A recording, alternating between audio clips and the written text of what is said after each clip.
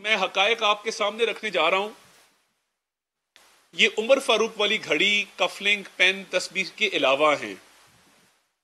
जो उमर फारूक वाला मामला था वो अकेला मामला जो है 1 अरब से ऊपर का मामला है और उसकी तफसीलात बिल्कुल अलहदा हैं कि वो किस तरह औने पौने करोड़ 1.5 करोड़ जमा करा के 1 अरब रुपए से ऊपर का वो सेट बेच दिया गया और जाली रसीद बनाई गई F6 से, एक दुकानदार से जाली रसीद उसकी ले ली गई। तो और वो दुकानदार कह रहा है कि जी मैंने कभी ये घड़ी खरीदी नहीं है।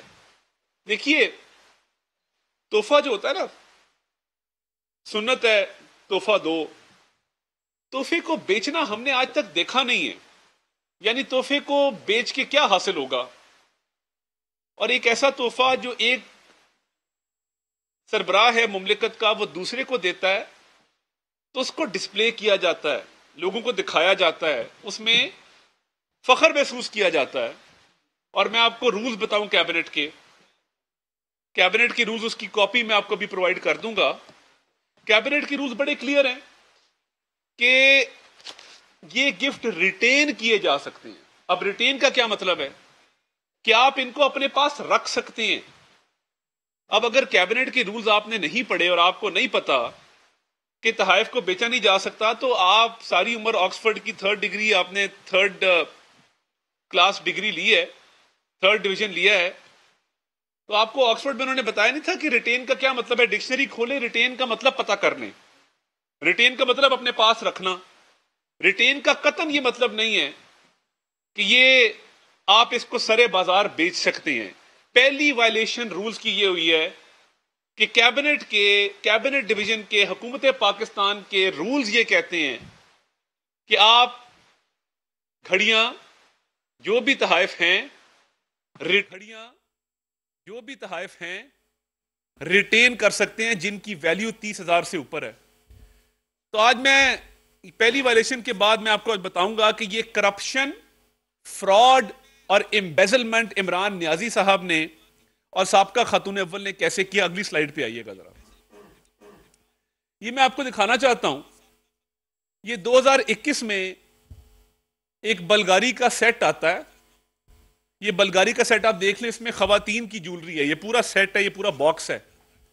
इसमें एक नेकलेस है, एक बालियों का पेयर है, एक ब्रेसलेट है और एक अंगूठी है। इसमें बहुत कीमती पत्थर और हीरे इस्तेमाल किए गए हैं इस बल्गारी के सेट में। आपको भी हार्ड कॉपी भी दूंगा।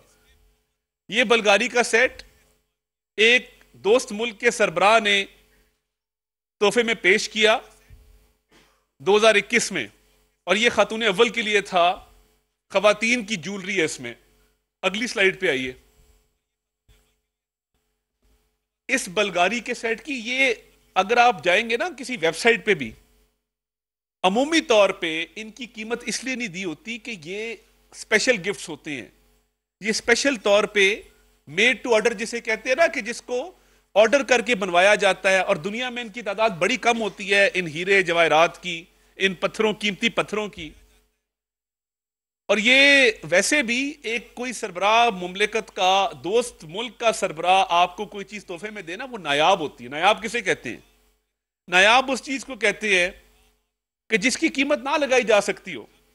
बहुत सारी चीजें जिनकी सेंटिमेंटल वैल्यू भी होती है, किसी बादशाह की तरफ से, किसी सदर वजीर आजम की तरफ से जो तोहफा आता है वो नायाब तोहफा होता है, क्योंकि वो जब दोस्त मुल्क के सरबराह को तोहफा देते हैं तो महंगी तरीन चीज देते हैं।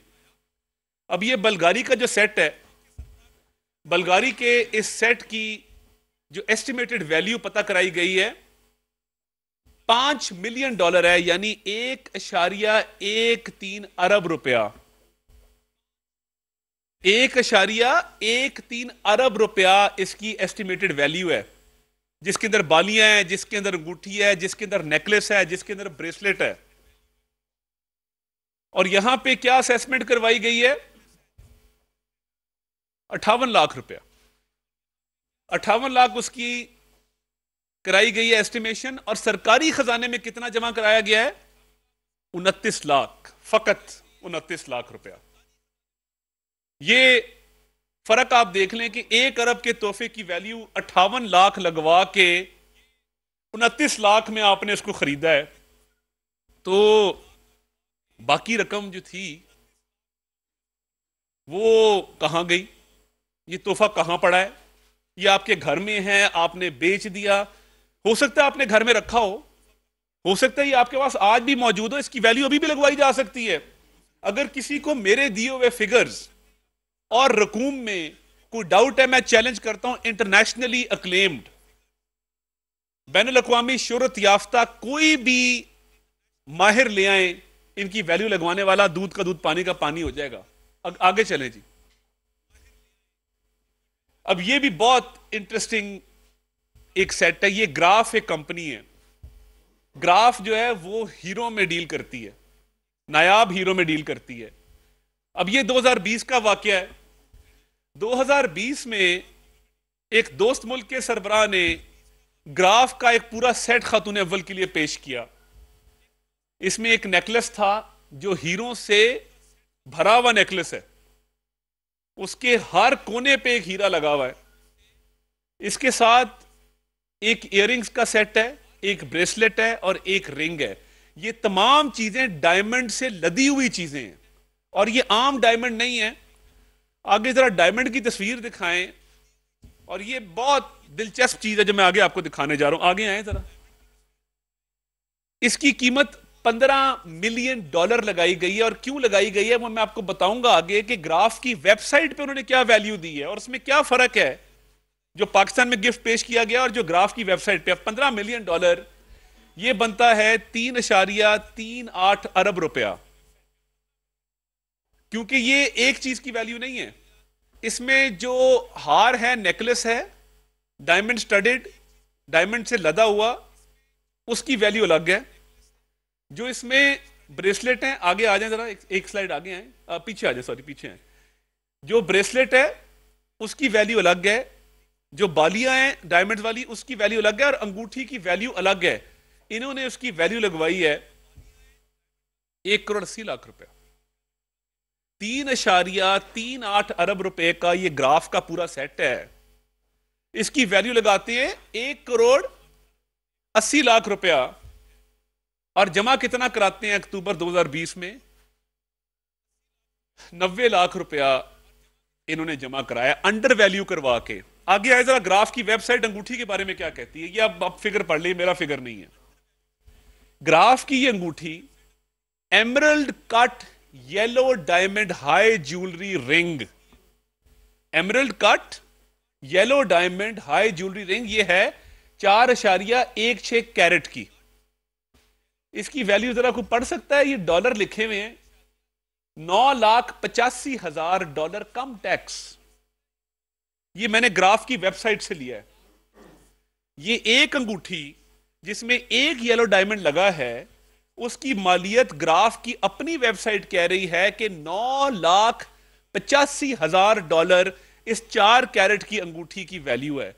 जो खातून अव्वल को अंगूठी दी गई वो 10 कैरेट की थी। 24 करोड़ की ये एक अंगूठी बन रही है, एक डायमंड वाली। अब इस ग्राफ के सेट में हार भी है, नेकलेस, इसमें ब्रेसलेट भी है, इसमें अंगूठी भी है, इसमें बालियां भी हैं, इयररिंग्स भी हैं, और वो सारे येलो एमरल्ड का डायमंड सब में लगा है। जब एक 4 कैरेट वाली अंगूठी वाला डायमंड जो है उसकी कीमत $9,85,000 ये वेबसाइट पे मौजूद है, आप अभी जाके चेक भी कर सकते हैं ग्राफ की। तो 10 कैरेट की अंगूठी की कितनी मालियत होगी? तो ये 3 अरब से ऊपर का ये तोहफा है ग्राफ का, जो खातून अव्वल को गिफ्ट किया गया था, जो मुझे नहीं पता आज कहां पे है। Next slide. ये एक और दोस्त मुल्क की तरफ से तोहफा है। ये कंपनी है ट्रिफोग्लियो। ट्रिफोग्लियो में ये एक लॉकेट है चेन के साथ, एक इयररिंग्स का सेट है, 2 ब्रेसलेट हैं, 2 अंगूठियां हैं। ये भी प्रेशियस स्टोन, जो कीमती पत्थर हैं और उसके साथ डायमंड्स हैं, वो इसमें लगाए गए हैं। ये महंगी तरीन चीज है, ये 2019 का तोहफा है। इसमें जरा आगे चले जरा। इसकी वैल्यू $2 मिलियन है, जो तकरीबन 45 करोड़ रुपया बनती है। ये तीनों तोहफे खातून अव्वल को दिए गए थे, और ये जिस रेट पे अंडर वैल्यू करवा के, अरबों के तोहफों की कीमत लाखों में लगवा के उनको घर ले जाया गया है या घर रखा गया है या बेचा गया है, ये तहकीकात होंगी तो सामने आएगा। मगर इसकी आप वैल्यू देख लें, जो गवर्नमेंट उस वक्त की हुकूमत ने वैल्यू लगवाई है वो महज 11 लाख रुपया लगवाई है। और 8 अगस्त 2019 को इमरान नियाज़ी साहब और साबका खातून अव्वल 5,44,000 सरकारी तौर पे अदा करती है इस तोहफे को खरीदने के लिए। 45 करोड़ का तोहफा खरीदा गया है 5 लाख में। बड़ा अच्छा बिजनेस है। मेरी घड़ी मेरी मर्जी कहने वाले को कोई शर्म आ जाती, कोई हया आ जाती कि मैं कर क्या रहा हूं। बड़ा ईमानदार है जी, अरबों रुपया खा गया कौम का, इस मुल्क का। इस मुल्क की वकार को मजरू करने में उसका हाथ है, इस मुल्क की इज्जत को मजरू करने में उसका हाथ है। कि एक घड़ी चोर इस मुल्क का वजीर आजम था, एक ऐसा शख्स जो अंगूठियों से लेके, बालियों से लेके, ब्रेसलेट से लेके हार तक बेच दे, जो पाकिस्तान को मिले हैं, जो आप रिटेन कर सकते हैं, बेच सकते नहीं है। क्या ये पेश करेंगे? लाएं, इसकी वैल्यू लगवाते हैं। आगे चलें, अगली साइड पे आए। अब ये देखें, ये मैंने आपको ब्रेकअप अब दिखाता हूं। बलगारी का सेट जो है 1.13 अरब रुपए, ग्राफ का सेट जो है 3.38 अरब रुपए, ट्रिफोग्लियो का जो सेट है 45 करोड़ रुपए, और इसमें इनमें से एक तोहफे के सेट के साथ खान साहब के लिए भी एक सेट आया था। उसमें एक रोलेक्स की घड़ी है, रोलेक्स की घड़ी के साथ एक अंगूठी है, एक पेन है और कफलिंग्स है। ये उस उमर फारूक वाली घड़ी के अलावा है। ये रोलेक्स का मॉडल नंबर भी लिखा हुआ है, कफलिंग्स, रिंग और साथ कुछ और चीजें हैं।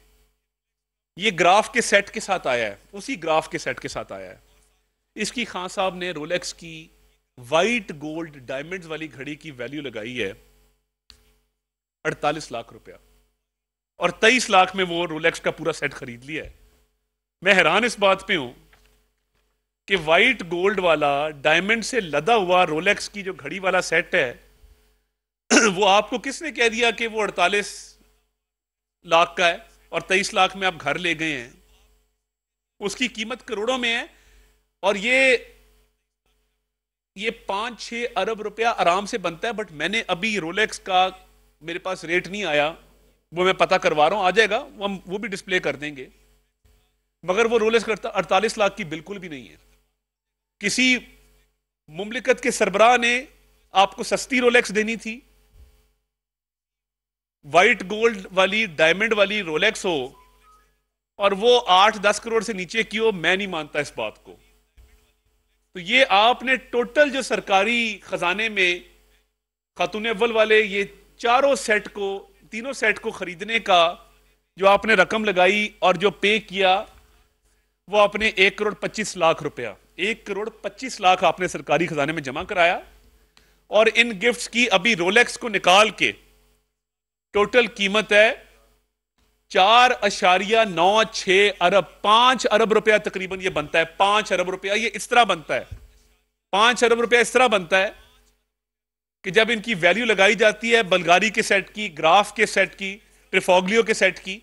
आप वेबसाइट पे जाएंगे ना, बहुत सारे हीरे जवाहरात और ये घड़ियां, नेकलेस, अंगूठियां, ब्रेसलेट ये ऐसे हैं, इनकी कीमत नहीं लिखी हुई। ये मेरे जैसा, आप जैसा आदमी शायद सोच भी नहीं सकता इसको खरीदने का, क्योंकि कीमत नहीं लगी होती। बुक एंड अपॉइंटमेंट लिखा होता है कि आप अपॉइंटमेंट लें या आप एप्लीकेशन दें इसको अगर आपने खरीदना है। मैं तो हैरान हो गया हूं, ये कैसी दुनिया और ये क्या मामलात हैं। आगे चलें जरा। अब मजे की बात, इनकी वैल्यू कहां से लगाई है? ताजमहल प्लाजे से लगाई है जी, 6th रोड पे। हीरे जवाहरात कहां से आ रहे हैं? खोले जरा ताजमहल वाला प्लाजा, आगे आए जरा। ये देखें ji, Taj Mahal plaza, 6th road, Rawalpindi, Pakistan. Phone number और ईमेल एड्रेस भी दिया हुआ है ऑफिस नंबर 11G2। ये हाथ से लिखा हुआ, इसकी वैल्यू है। इन तमाम हीरे जवाहरात, प्रेशियस स्टोन्स, कीमती पत्थर, नेकलेस, अंगूठियां, बालियां, घड़ियां, हार, इनकी वैल्यू ये हाथ से लिखी हुई है। कच्ची रसीद नहीं होती, ये कच्ची रसीद से लिखी हुई है जी। 5 लाख दिए, 9 लाख दिए, ये एक जगह 1 लाख लिखा हुआ है। ये हाथ से 6 रोड रावलपिंडी से इसकी वैल्यू लगवाई गई है। वैल्यू कैसे लगती है, संजीदा बात करते हैं। वैल्यू ऐसे लगती है कि हर डायमंड की तराश, तराश की एक अलग कीमत है, उसके रंग की अलग कीमत है, उसके वजन की अलग कीमत है, वो डायमंड कहां से आया है उस बात की अलग कीमत है। इधर बस लिखा गया जी रिस्ट वॉच फ्लाओ परा मारिया करके, ये देखें ना, ये आप देखें, ये हाथ से जो रसीद बनाई गई है, किसी एक चीज का बता दें कि लिखा हो कि जी ये फ्लां तराश वाला एमरल्ड का डायमंड था, येलो कलर का ग्राफ का, इसमें ये स्टोन इस्तेमाल हुआ, यहां से आया, ये सारी कीमतें खुद मिली भगत से लगाई हैं। और एक और चले, मैंने करप्शन कहा था, फ्रॉड कहा था, एम्बेजलमेंट कहा था, मैंने आपको साबित करके दिखाया एक एक स्लाइड की मदद से कि ये कितनी बड़ी चोरी इमरान नियाजी अरबों रुपए की करके गया है। हम अरब सुनते थे इमरान नियाजी के मुंह से, आज हमने देख लिया है 5 से 6 अरब का डाका हमने देखा है कि एक ऐसा शख्स जिसको पाकिस्तान की इज्जत की परवाह नहीं है, जो अपने माली फायदे के लिए अपनी और अपनी अहलिया की चीजें जो बाहर से आई हैं, जो तोशाखाना में जमा होनी है, वो जमा नहीं होती, वो अंडर वैल्यू होती हैं, उनको औने पौने खरीदा जाता है और 5 से 6 अरब का फायदा हासिल किया जाता है। आगे आए जरा, ये तो मैंने आपको दिखा दिया। अच्छा अब ये पढ़ें, ये बहुत इंटरेस्टिंग है। इधर लिखा है it is informed that the above gifts were never deposited, कि आपको मुतला किया जाता है कि ये तमाम तहाइफ कभी तोशाखाना में जमा ही नहीं कराए गए थे। इनकी वैल्यू असेसमेंट, जो इनकी कीमत लगाई गई है, वो दोनों अप्रेजर्स जिन्होंने इसकी कीमत लगाई है, उनको ये तहाइफ वजीर आजम हाउस में दिखाए गए। इन तहाइफ की कीमत वजीर आजम हाउस में लगवाई गई, यानी इमरान नियाजी साहब को और साबका खतून अव्वल को इन गिफ्ट से इतना लगाव था कि उन्होंने अपने सीने से लगा के रखे। उन्होंने कहा ये वजीर आजम हाउस की दहलीज भी पार ना करें, इनको हवा ना लगे इस्लामाबाद की पिंडी की, ये गाड़ी में भी ना जाएं वहां पे। तो और ये भी गवारा नहीं किया कि कैबिनेट डिवीजन है, इसको जमा करा दें कैबिनेट डिवीजन में, वो तोशाखाना में जमा करा दें। ये तमाम गिफ्ट्स ये बाकायदा तौर पे वजीर आजम हाउस में इनकी वैल्यू लगाई गई है। आखिरी स्लाइड पीछे आ जाए, और एक और पीछे आ जाए। तो ये देखें ना, ये अब मामलात हैं कि एक शख्स जो इंतकाम की हवस में अंधा हुक्मरान बन के बैठा रहा, जो पूरे 4 साल चोर चोर डाकू डाकू के राग अलापता रहा, जो लोगों की इज्जतें उछालता रहा, पगड़ियां उछालता रहा, कीचड़ उछालता रहा लोगों पे, आज वो और उसकी अहलिया पूरी कौम के सामने अरबों रुपए के चोर बन के खड़े हैं। इसे कहते हैं divine justice. What goes around comes around. अरबों के इल्जामात लगाते थे, 5 अरब वाली स्लाइड पे आए ना, और तस्वीरें चलाएं इन डायमंड्स की, इन हारों की, इन अंगूठियों की, इन बालियों की, इन नेकलेसेस की, इन ब्रेसलेट्स की। ये मजाक है इस कौम के साथ कि बतौर वजीर आजम पाकिस्तान की इज्जत और तकरीम के लिए तोहफे पेश किए जाते हैं आपको। आप चोरी भी करते हैं, आप करप्शन भी करते हैं, एम्बेजलमेंट भी करते हैं, फ्रॉड भी करते हैं, तोशाखाना में जमा नहीं कराते। आपने रिटेन करने थे, आप रिटेन नहीं करते, अंडर वैल्यू करके औने पौने उसकी कीमत अदा करके अरबों रुपए का फायदा लेते हैं। अभी भी वक्त है, ये तोहफे आज भी तोशाखाना में वापस जमा करा दें, आज भी वापस करा दें। मगर अगर ये किसी ब्लैक मार्केट में बिक चुके हैं, जो कि फरा गोगी का कारोबार था और प्राइवेट जहाज पे दुबई जाके हीरो जवाहरात का वो कारोबार करती थी, तो फिर ये पता नहीं कहां पे पहुंच गए होंगे। मगर ये आप देखें तो सही कि हमें पूरी कौम को लगाई रखा मुआशी मसाइल में। ओए IMF, ओए अमेरिका, ओए बरतानिया, ओए इमरान खान, ये क्या किया है? कोई इतनी सी इंसान में गैरत होती है, शर्म होती है, हया होती है? कम से कम घर की चीजें नहीं बेचता, इस वतन की मिट्टी की जो मलकियत है उसको नहीं बेचता। मतलब ये सिर्फ तोहफे वो हैं जो खातून अव्वल को मिले। अभी बड़ी लंबी फहरिस्त है, अगली नशिस्त में मैं और बात करूंगा। आज के लिए इतना काफी है। मगर कोई इस शख्स से पूछने वाला है? हां, इंशाल्लाह पूछेंगे और कटहरे में आना पड़ेगा, जवाब देना होगा कि ये अरबों रुपए के तोहफे हैं कहां पे, और ये कहां पे रखे गए हैं और क्यों रखे गए हैं, और इनको अंडर वैल्यू क्यों कराया। एक और मजे की बात, सरकारी तौर पे कस्टम्स का महकमा जो इन तहाइफ की वैल्यूएशन कर रहा है, उनकी वैल्यूएशन और 6th रोड ताजमहल प्लाजे वाले ट्रेडर की वैल्यूएशन में एक नुक्ते का फर्क नहीं है। अगर उसने कहा है कि ये पेन 2 करोड़ का है, तो कस्टम्स वाले ने भी कहा जी 2 करोड़ का, और कोई डिटेल नहीं दी। ये आप देखें तो सही कि इस मुल्क के साथ, इस कौम के साथ क्या मजाक होता रहा है। और इतनी ढिठाई और बेशर्मी है, मेरी घड़ी मैंने बेच दी। तुम्हें शर्म नहीं आती ये बात करते हुए? तुम्हें हया नहीं आती ये बात करते हुए? इस कदर जुल्म है कि तुम और तुम्हारी साबका एहलिया अरबों रुपया हड़प कर जाए इस कौम का, चंद कौड़ियां देके,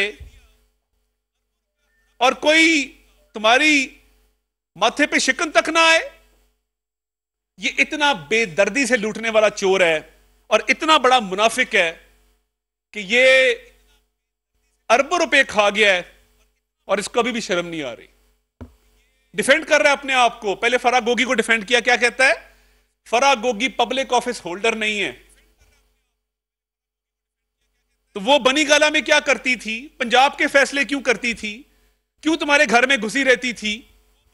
अगर वो पब्लिक ऑफिस होल्डर नहीं है तो ये अब्यूज ऑफ पावर है, करप्शन भी है, फ्रॉड भी है, चोरी भी है, डाका भी है, एम्बेजलमेंट भी है, इख्तियारात का नाजायज इस्तेमाल भी है।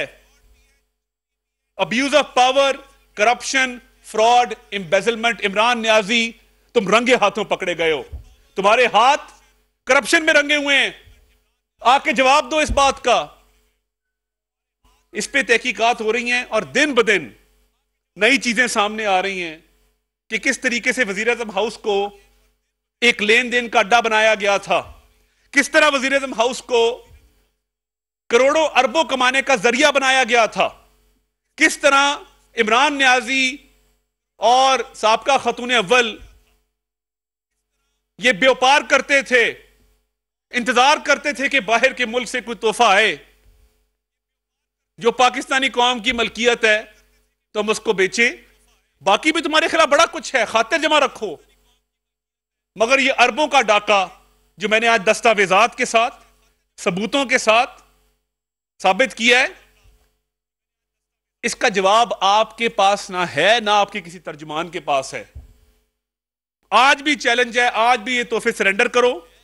इंटरनेशनली एक इवैल्यूएटर को हम लेके आते हैं, असेसमेंट करवाते हैं, दूध का दूध पानी का पानी हो जाएगा। मगर तुम ये करोगे नहीं, क्योंकि तुम ही चोर हो, तुम ही डाकू हो, तुमने इस कौम को लूटा है और तुम्हें ही इसकी खमियाजा भुगतना होगा।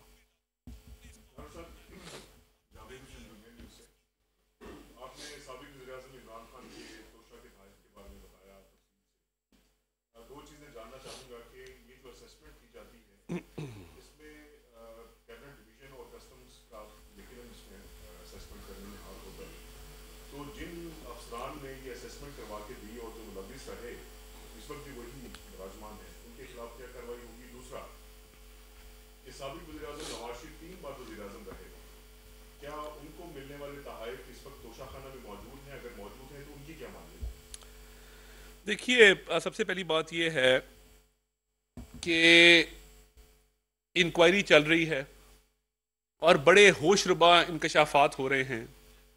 हर गुजरते दिन के साथ नई चीजें सामने आ रही हैं और ये टिप ऑफ द आइसबर्ग है, अभी शुरुआत है।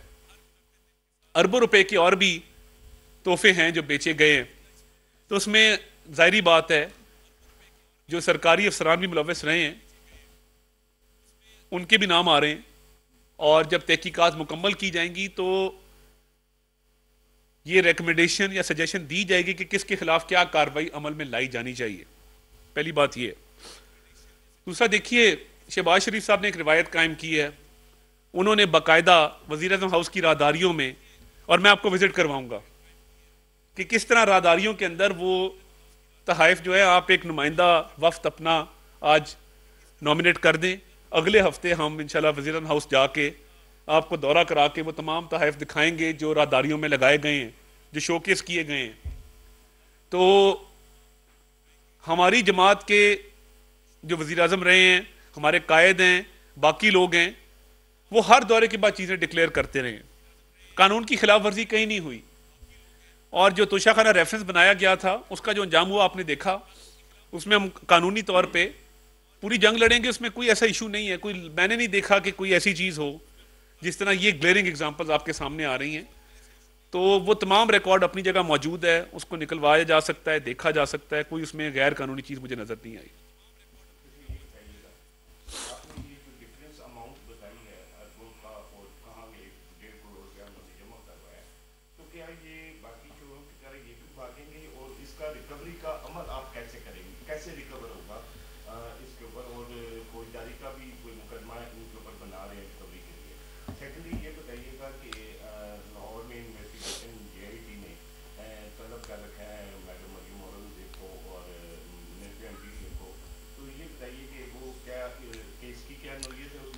पहला सवाल क्या था जी आपका? सॉरी।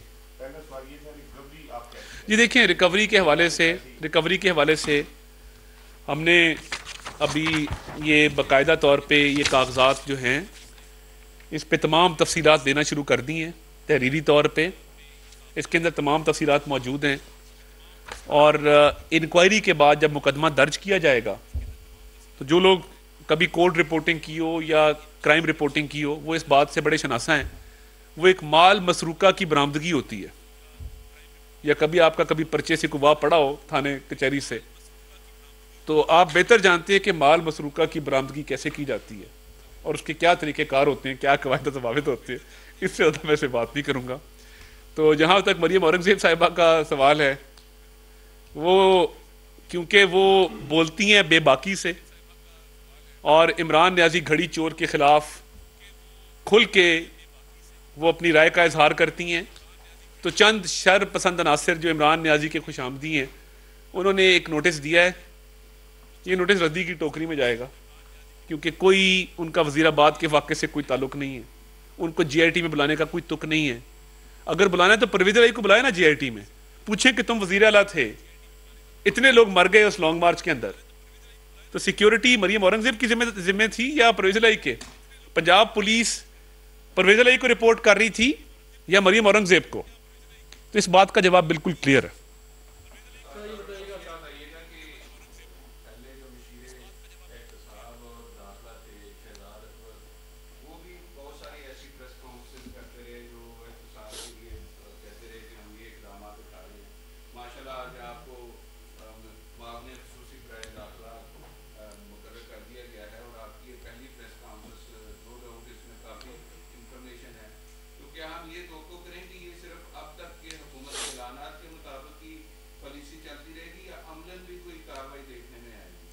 देखिए, पहली बात तो ये है कि मुशीर एहतसाब शहजाद अकबर थे, मैं मुशीर एहतसाब नहीं हूँ, और मेरा एक सियासी घराना है। आबाई कब्रिस्तान भी यहाँ पे है, बुजुर्ग भी इस मिट्टी में दफन है। यहीं पे रहना है, यहीं पे जीना है, यहीं पे मरना है, और यहीं पे सियासत करनी है, अच्छी बुरी जैसी भी हो, जो भी हालात हों। तो इसलिए मैं ना तो वो एहतसाब का टैग अपने साथ अटैच करवाना चाहता हूँ, नंबर 1।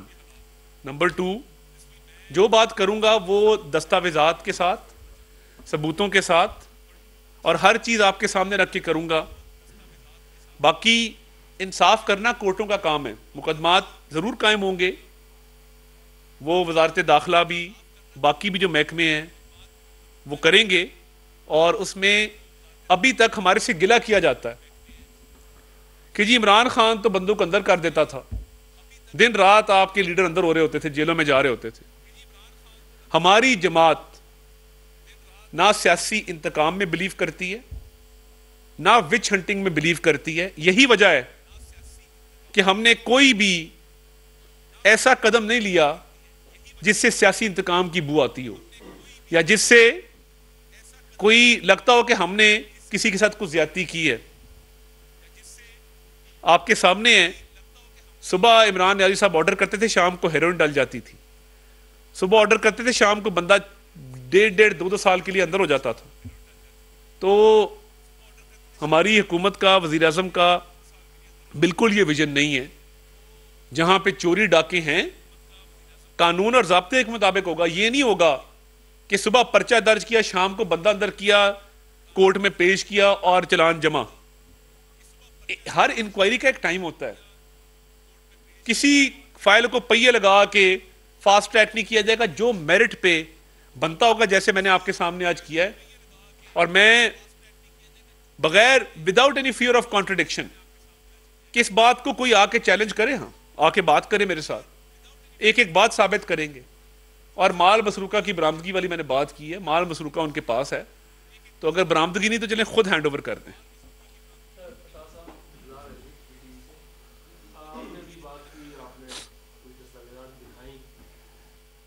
एक तरफ वो आपको करप्ट कहता है, दूसरी तरफ आप उसे करप्ट कहते हैं।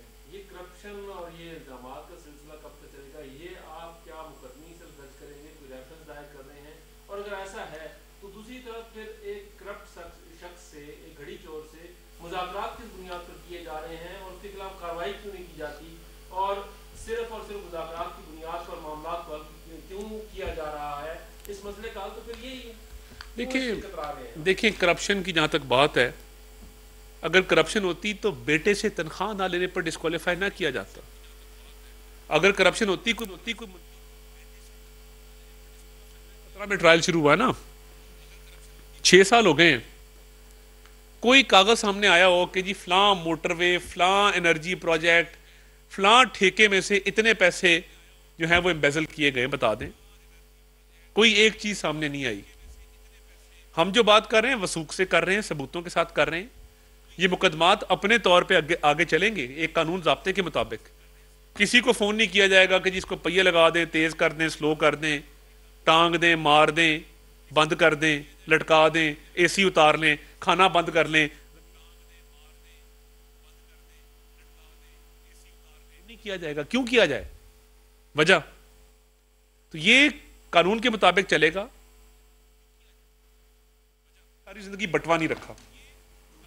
जिसने सारी जिंदगी गाड़ी किसी की, पेट्रोल कोई डलवाता है, बावर्ची खाना कोई और चलाता है, सोशल मीडिया टीम कोई और चलाता है, सारी उम्र सुपरस्टार है ना वो मोहसिन कुछ क्यों है? क्योंकि वो बिलीव करता है कि हर बंदा उसके एहसान के तले है, कि अगर मैं किसी से हंस के बात करूं मेरा एहसान है, किसी को मिल रहा हूं मेरा एहसान है। और जिस दिन बंदा इंडिपेंडेंट थिंकिंग ले आए, अब आज इमरान रियाज खान साहब को कहना कि थोड़ा सा इंडिपेंडेंट बात कर दें, ऑब्जेक्टिव न्यूट्रल बात, एक बात कर दें, इसको कंडेम कर दें, नहीं करेंगे। क्योंकि इमरान नियाज़ी साहब को अपने साथ जो लोग रखे हुए हैं वो आदी हैं इस बात के कि तनकीद नहीं करनी, गलत को गलत नहीं कहना, हाँ सही को गलत कहना और गलत को सही कहना, ये ट्रेनिंग जरूर है। तो ये मोहसिन कुछ आदमी जो है जिसने बंटवा नहीं रखा जिंदगी में, उसकी एक ज़हनियत है जिसके मुताबिक वो चलता है। आपको बताएं कि मुआविन खुसूसी अता तारा न्यूज़ कॉन्फ्रेंस कर रहे हैं।